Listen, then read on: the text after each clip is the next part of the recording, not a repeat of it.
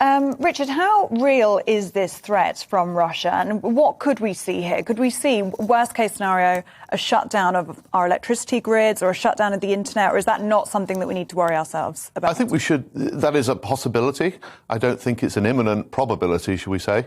But I think it depends on the nature of the attack that comes from Russia, if we have an attack, and who the perpetrators of that attack are. There are two principal groups within Russia that we need to be concerned about. One is the organised crime syndicates, the Russian mafia, for example. These are the groups that are typically exercising ransomware campaigns against British businesses and other businesses around the world. And the other is nation-state actors, right? The cyber intelligence, the military intelligence, cyber espionage units of the state. Which, I mean, of course, ironically, the sort of strongest state actors on that front seem to be, don't they, Russia and China?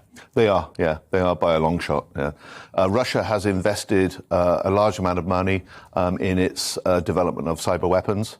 And we've seen Russian state cyber weapons used against Ukraine for, the last 7 years or so.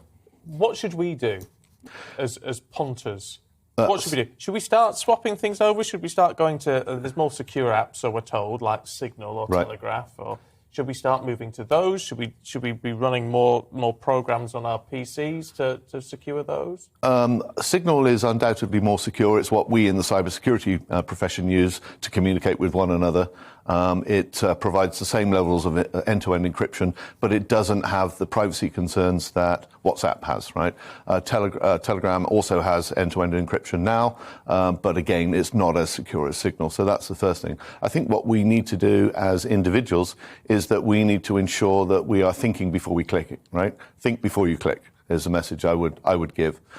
We also need to ensure that we're updating our systems, our home PCs, our iOS version on our phones, for example, that we are adopting best practices around cybersecurity. In other words, if you receive an email from someone that you're not aware of or you don't expect, don't open it, right? If there's an attachment in an email that looks a little bit suspicious, don't open it, right?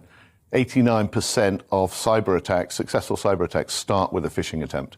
And most of those phishing attempts come into us via email. So, yeah.